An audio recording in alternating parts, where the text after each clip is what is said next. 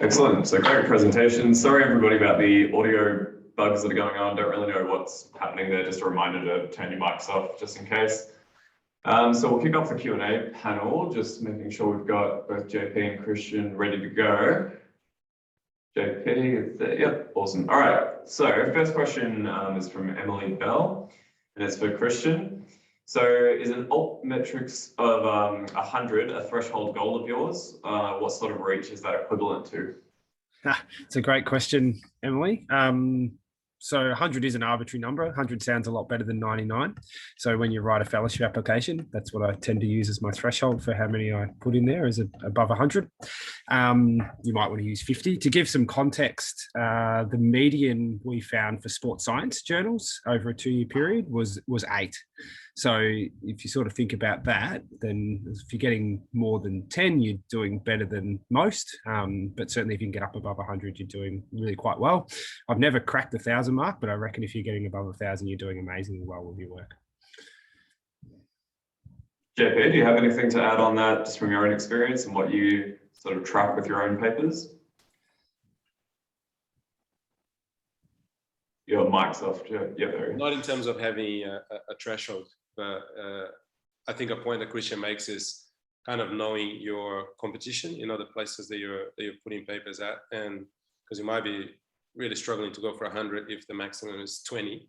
But I think it's good to have those, to have an idea, a set of some rules for you to put in grant applications and things like that. Okay, great. Do you want to catch the next question? Yeah, the next question is for Christian. What platforms do you recommend for increasing reach on social media? So I guess it depends on who you're trying to reach. And we did a session with the student group earlier in the week around this. And one of the things that I'm really strong on is developing a communications plan. And that plan, first and foremost, needs to have your target audience in mind. So if we think about the target audience and we wanted to reach researchers or politicians, for example, then we want to somehow try and get things on Twitter. So what's going to get reach on Twitter, and building networks within there and resources that might reach Twitter. Now, if we wanted to reach the general public, obviously it'd be great to get things on mainstream media. And so things like media releases, which I didn't talk about in the presentation, are a good thing to develop skills in, or at least work with your university media department to help with that. But then the other thing is thinking, where else might I find people? So consumer groups, working with consumer organizations and their social media channels. From a platform perspective, most consumers, depending on age brackets, but probably would be drawn to things like these days, Facebook, a little bit your older demographics. Instagram probably covers a whole range of age groups. And then if you look towards younger populations, probably, and I haven't played with this, but you probably look at exploring with TikTok or something like that. And I think it's going to keep evolving. I think that's always important, but ultimately comes back to who is your target audience and where are they and where are they seeking information? And from there, you should be able to design a strategy.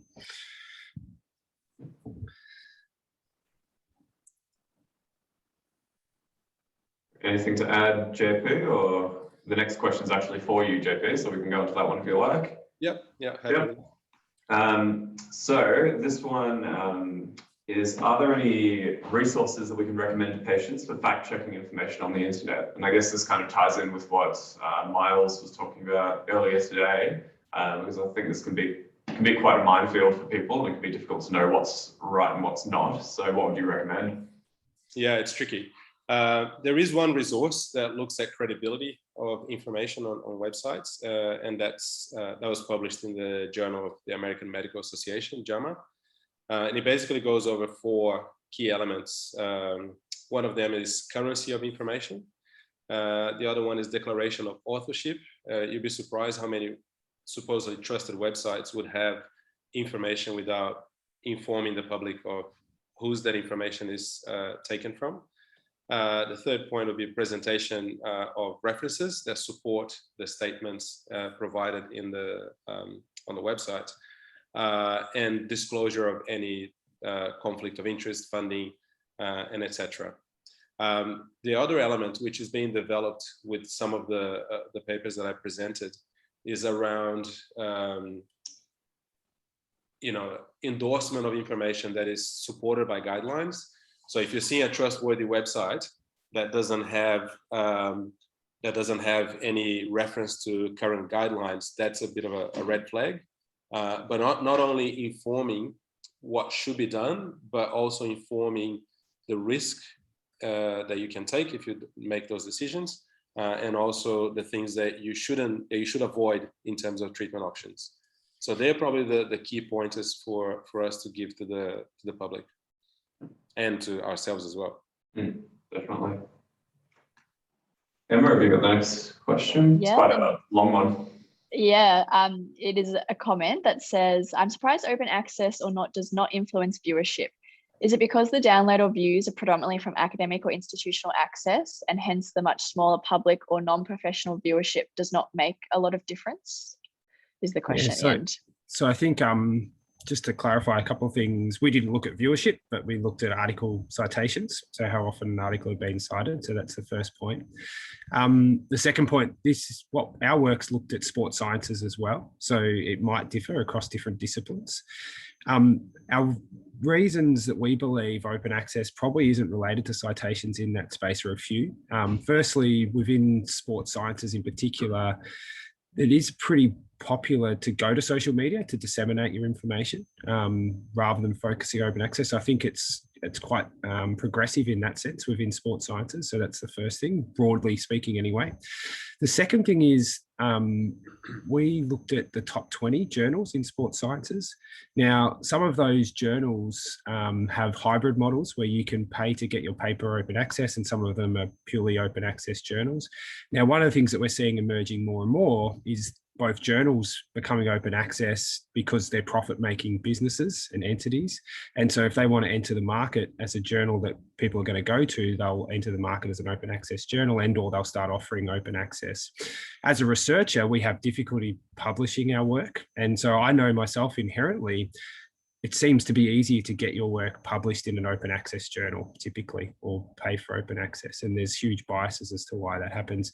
And so if I'm considering I've got money there to pay for an article and I've got 2 equivalent articles, I might go to open access and pay to have it, or I might have an inferior article and I might pay to have that published because I need to get that work out there and I need to tick it off my list and get it done. So I think there's a few elements related to that. So I think and my message, and in the paper, which I've popped a link there for everyone, our message is to really consider, is it worth spending your money on open access charges? So $3,000 or $4,000 or $5,000, or could you put that $3,000 or $5,000 into a communications plan and use the money for that instead? Now, I don't have the answer to that. I'd love to do some research related to that. If everyone wants to collaborate or throw some money my way to help do it, I would love to do it. But I think it would be an interesting study to look at where your best bang for buck is. I know where my biases lie, and it's not in paying open access fees. I think also a point on that is that having open access means that people can access it for free, but people need to find the paper beforehand to be able to access it. Yeah. So you still need a good communication plans for people to identify the paper and then be able to access it. Probably a dual combination of, no paywall plus a good communication plan would be the perfect storm to get the information out there. Yeah. Great. So the next question is for you, JP. Someone's just curious if your videos are available for clinicians to access online. And I guess as an extension to that, are there any plans to sort of expand any resources of good examples of communicating with patients online? Because I think that's a really valuable resource for people to be able to see, actually, this is how it's done. Yeah, great question. So they are not available yet for the knee resources, but we do have one that it's been around for about a year now. It's the low back pain communication quiz, and that's featuring Peter O'Sullivan. Very similar design, and so that's been out for a while. The knee one, we're just finalizing. We extended the data collection to get more patients in. And we finished also recording the video for the hip pain communication one. So there is an expansion, and the plan is for us to continue expanding that resource and looking at research to support it as well. Excellent. Over to you, Emma. I get all the long ones. Yep. The next question is for Christian. Did you get invited to any of the 3 commercial stations example on current affairs? If so, is there a difference in response and type of response compared to SBS's Insight show, which is frankly self-selecting to certain thinking and curious and often multicultural? Yeah, it's a great question. So based on Reese's story, the answer to that is no, but through some other work, when we first presented some preliminary data from GLAD a number of years ago at the Australian Rheumatology Association conference, the conference actually put together a media release related to some work I was doing and some work some others were doing, and we put that to media and they come along, and in the end, I think it was Channel 7 picked up the news story and promoted GLAD on Channel 7, which was really interesting. And of course, that got quite good viewership and went on to online platforms as well, like Facebook. And the response to that video, particularly on Facebook, and I'm going to try and find it so I can post it here so people can read the comments, was really quite interesting and definitely a different response. And it was interesting reflecting on Kieran O'Sullivan's response to his back pain myths. We had a very similar response to it from people downright just dismissing exercise as being any usefulness to anyone for osteoarthritis. And these were consumers as really interesting results, that as opposed to the SBS Insight show, where typically found broadly any interactions I had with that story on social media or responses to it were really quite positive. So it was almost like we were preaching to the converted a little bit. So certainly the goal, if we want to reach people who we need to change the minds of, it's probably more in the mainstream media, commercial TV stations. What I haven't worked out is what that message should be, which is why I asked Kieran that question yesterday, I think it was, because I don't have the answer to that either, because it seems to be quite challenging. I think it's a much more difficult task than just getting the information to those people. I'll find the link to the Facebook post, because everyone will find it very interesting. I'll look for it now while we're doing questions. Yeah. Christian, do you think that part of that response was from the public was related to the fact that you had you had Reese's story to, he's telling his story, and it's almost like proof of concept? Yeah, you could speculate that, JP, but actually, and this is probably a good tip for everyone, if you get the opportunity to speak to media, get a patient or a consumer, someone with a lived experience, and take them. So we actually had a consumer with a lived experience of going through the GLAD program who took it. And so the majority of the story was actually about him. So a guy by the name of Phil Fent, and he tells his story really nicely, and how much it had changed his life and reduced medication and stopped him wanting surgery and got back to golf and running. And there was a video clip of him actually running that they put on that story. So it wasn't as extreme a story as Reese's, but it was a story nonetheless with a patient, and it still had a lot of negative reaction, which was interesting. Yeah, it's a good question. Because I had the same bias as JP, but I'm not, the more I reflect on it, I'm not convinced that just one patient. I think it probably comes down to having multiple patients and multiple ways of telling the story that people can relate, because they would look at that one individual and say, well, that's not me. That's not who I am. And I think Kieran talked about that yesterday really well. And so we need to, if we're going to build a consumer or a public health campaign, we need to think very carefully about how we do that so that we can have it speak to many, many different people. And I think maybe definitely a public health campaign by itself is not going to achieve a lot unless there's the health system support to then have people go and be able to talk to a health professional about their condition, receive education, receive exercise, receive dietetic support, receive all these first line care approaches. Because consumers will see that information, and they will seek the first physiotherapist they can have access, and they may not be offered exercise. 100%. They'll be lying down and getting some dry needling or whatever. Yeah, that's right. Exactly. It needs to be a full system approach, isn't it? And just to finalize on that, that was some of the comments in the Facebook post, is that I've done physio before, it's rubbish, it didn't help. Yeah, exactly. And sometimes it might not be right for them at the right time because they might need other things. Yeah. And that could be surgery, but it could also be other non-surgical things like psychology and dietetics and a range of other things. But the problem is if they've tried physio and they got low value physio, it's a done deal. Yeah, we're shot. Yeah. So the next question is from Sam Bunsley. She says she's seen literature that the impact of open access on citations depends on the field. The impact is lower in health and medical research than, for example, economics.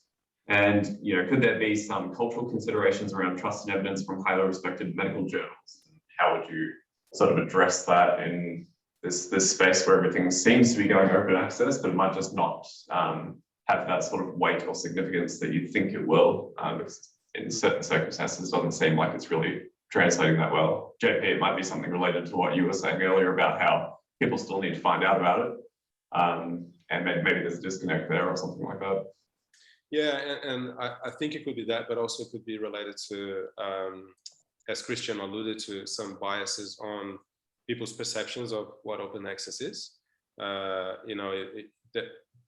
could be a perception that open access means that there wasn't a strict peer review process behind it and you're paid to publish. That is different if it's a respectful journal, but maybe those practices need a little bit more transparency. And you may have really good research from a young PhD student, but it's not supported for a grant, and they don't have $3,000 to pay for it. And then you kind of, there's a selection bias on money to publish research as well. And in relation to trust, I think that's something that is built around the journal. But what Sam is alluding here, and it'll be interesting to get her thoughts on this research that she looked at, of how culture could affect that. Yeah, I think she makes a good point, though. I think there are cultural specific things. That's a really important thing. One of the things that I'd also highlight as well, and speaking of high quality medical journals, journals like JAMA, and this is something that's driven me nuts and actually led me to writing a letter, they will publish patient education resources that are factually incorrect. And it comes back to that idea that people need to publish things. And so they ask one of their friends to write a piece, and I'm being very specific example here, about patellofemoral pain and how it should be managed. And it's actually just factually incorrect and wrong. We actually wrote a letter to the editor. I never write letters, but we wrote a letter about a JAMA publication on that. So it's going slightly on tangent, but I would highlight that journals are also prone to publishing fake information or false information because it doesn't necessarily get through peer review process as well. So I'm opening a can of worms to bring up that point, but it's an important consideration. Are you able to comment on the outcome of that at all? Or? I can comment. We got a response, and I'm happy to share the response to people, but I wrote it with a fellow physiotherapist and an exercise scientist, and we were told we see different patients to physicians in their response. So that was interesting. So, there seems to be a common thread at all levels. Then it's like, oh, that's not me, that's not my patient group, that's not so on. So just selectively applying the evidence and not whenever it is convenient. Yeah, it was interesting. Yeah, it's also interesting, Daniel, that we see that within our profession. So when you're presenting, for instance, you're presenting a talk on chronic pain and how to manage chronic pain. There will be some clinicians that will say, oh, I don't see those sort of patients. Those sort of patients don't come and see me. And in reality, they are not aware that we're seeing the same patients, sometimes in different parts of their trajectory. But the stories are very similar. The disappointment with the health system is very similar. Their concerns about their body is very similar, but maybe they haven't been heard and they're just pushed through with the therapist agenda, where you ask the questions, the closed questions, you identify the problem, you provide something to fix the problem, which kind of goes into Sam's comment/question that she made here, about consumers being very powerful agents for change. And she's saying, can we imagine a world where people go to the physio and ask for exercise and decline dry needling? Yeah, I love that world. And that's a conversation that Christian and I had quite a few times actually over the last couple of years. Where do we have to push the change? Do we change the clinician's mind so they don't offer low value physiotherapy care? Or do we change the patient's mind so they come in and they ask for high value care? And I think at the end of the day, it's similar to our debate yesterday. You have to approach from, it's like a two-pronged approach. You go on, you have to have the public campaign, and you have to have support from the workforce that when the patients come in with this new mindset, that you don't undermine that by offering low value care. And that's a monumental job. And I think one of the things that Opus is doing really well is like this connection between clinicians, researchers, consumers, communication, putting the information out there, and not simply going through not simply is the wrong word, but not only going down the pathway of collecting data, publishing, and asking for more grants. So that's something that I think is really valuable in this enterprise that we're involved in. So, Emma, before you get to the next question, just want to remind everybody, just have a look at the chat box as well, because Christian is posting a bunch of sort of pertinent examples and resources there. So make sure you check that out. Emma, do you want to grab the next question? Yeah, sure. The next comment is, consumer mindset meant the blue pill of expensive service by other people is more palatable to the red pill of self-directed servicing by oneself. When people talk about empowerment, ironically, they choose the easier and faster option. Ironically, the premise of social media is exactly the easier and faster way of keeping in contact with each other. What are your thoughts on this comment? Do you want to start, JP? Sure. Look, I think that's, we can say that that's the mindset of the patients, but that's humans' mindset. Anyone would take the easier of 3 times a week going to the gym, or take some sort of tea that makes you fit and stronger. The tea sounds pretty appealing. But at the end of the day, I think empowerment comes from providing patients or consumers with an experience that is based on their own reflection of what they've done so far. What has been your trajectory? How far have you got, and where do you want to go?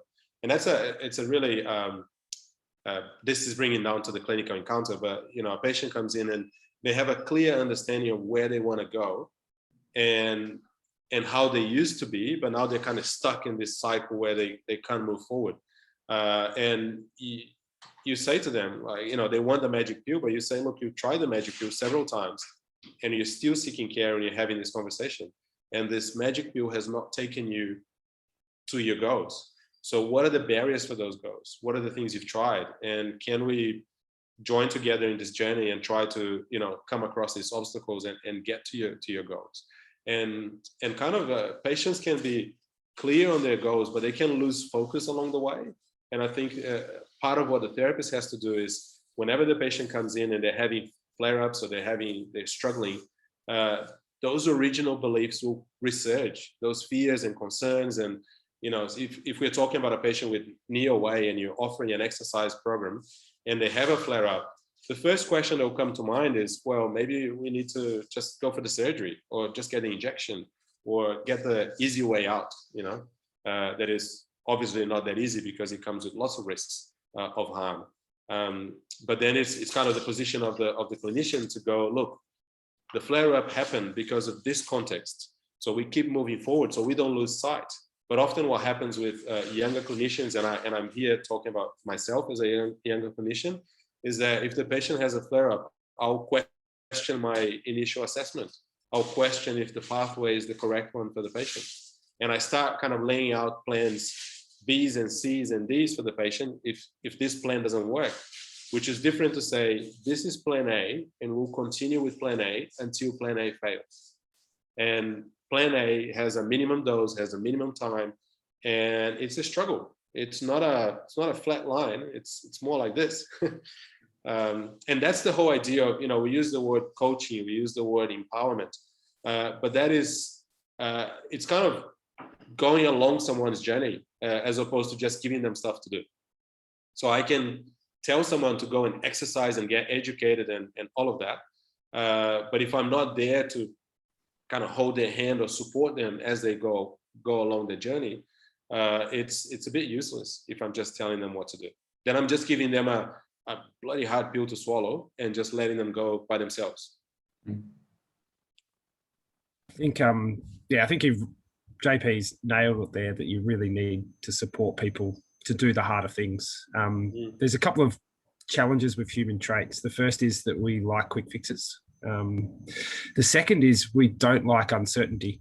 And so if we believe there's a quick fix that's going to get us to where we want to get to, and we use social media as an example and online, then what humans typically do is they search for information online that confirms their bias, that a quick fix will sort them out. And then when they find that biased information and the person who's willing to offer it to them, then that's where they go, is they go to that area. And so I think ultimately we can talk as much as we like about providing high quality information online, but there's always going to be poor quality information online. So unless we support that high quality information online with a society that changes their belief system, so talking maybe education, in primary school and high school about how healthcare should be provided to them in their future, those types of things. We also then provide that care appropriately. So there's support. So if they want to go and see JP or go and see another therapist to support them through a journey, as opposed to get the quick fix, the opioid prescription, or even the arthroscopy in the surgical opinion is going to be far better funded than high quality first line care. Then we're not going to be able to change things. So I think we need to keep fighting the good fight online, but we also need to think about the bigger context of how we can support that information and actually allow them to, I guess, experience what can happen if they do make the harder choices. Yeah. And I think along the, sorry, Daniel, I think along the lines of that is also the scary thing is when poor quality information is being provided by people perceived as being high quality deliverers. So I don't know if you guys saw this morning, but there was a publication on the Daily Mail in the UK by Michael Mosley talking about how good posture changes, makes you healthier and happier, and you should stand tall and correct your posture, which is completely unfounded. It's not based on any evidence. In fact, it's based on the whole contradiction of what the evidence says. So that sort of stuff, it's not just rubbish information. That stuff is poisonous. That stuff goes into anyone that reads the Daily Mail, which is way more people than read my publications or other people's publications. And so that can be really dangerous for society because it just reinforces. People just keep going on the merry-go-round. Oh, I'm just going to try a different physio to fix my posture because that was really bad. Or maybe you should just go and, change your lifestyle, do some exercise. It's just your genetics that your body posture is changing. So that stuff is really it's really problematic, and we see in the GLAD course, Christian shows this great video of this guy that talks complete nonsense about how to fix the knee pain, but he does it. It's a really slick video, and he speaks with high confidence. And he has a patient that obviously just gets his problems fixed. So it's a really powerful video, and it has lots of views on the internet. So that's the industry we are going against. So it's tough. It's really tough. Pete Esgu, more than 1 million views on how to fix knee pain. There you go. I think we've just got a couple of comments and then probably got time for maybe very quick responses to a question, but arthroscopy seems to be a recurring example of how it very much changed the paradigm to find sort of a lot of lack of evidence base for a lot of what arthroscopy was being used for, and just how strong the response can be to that. It was reminiscent of your letter to the editor, Christian. And Sam Bunsley just says there needs to be regulation around media messaging, which sounds like it's absolutely the case. Yeah. Especially freeform media like YouTube and so on, where people can just basically go viral, and then that's another step removed from any regulation. So maybe just a quick response from both of you in terms of patients and researchers and clinicians online. It seems like getting into Twitter beefs and sort of little wars online doesn't seem to help anything, or at least not from what I see. How do you challenge misinformation and disinformation online? I guess I really dislike those conflicts online. And I think one of the things with Twitter is that you end up sometimes preaching to the converted, and people that don't like, they just come into question. And, this kind of sound a bit, might not come across as being very positive, but I don't have a lot of time to go into discussions online and it's my opinion, it's your opinion. Well, this is what we published and this is what it is. But I guess my presence on social media is if I think there's a problem, I raise a question. And once you put a question, you let people comment, and people that can go on a war, they can do that. So all I'm doing is I'm challenging a belief, or I'll push work that I think it's positive, and I'll just make a comment and I'll point to the work, and it's a way of just pushing forward things that are positive. So it's it may be seen as kind of just following my biases, but I don't think it is, because what I do is, if I see something that it doesn't fit my bias and it comes from people that I respect and it's good work, I'll raise that as a question. Or I didn't think, for instance, I didn't think that that's the way it worked. What do you guys think? So it's just being open on social media, because otherwise it's not helpful. And the other thing too that I find it really tricky on social media is people with different positions. I think they have, so if you look at a senior academic, I think they have a duty of supporting and enlightening earlier researchers. So you might see a PhD candidate, they just go guns blazing on social media, and you might have a high level academic that comes back and gets into this war. And it shouldn't be like that. That high level academic should come in and say, hey mate, just kind of calm down. This is, how have you thought about doing this way? So I think there is a duty of mentoring that goes beyond the university walls. Yeah. Oh, I see Sid just popped on, so I'll be quick. To echo JP, don't get in arguments on social media. You don't get anywhere. Ask questions and ask respectful questions and let people think, and then let them have the fights if they want to have that.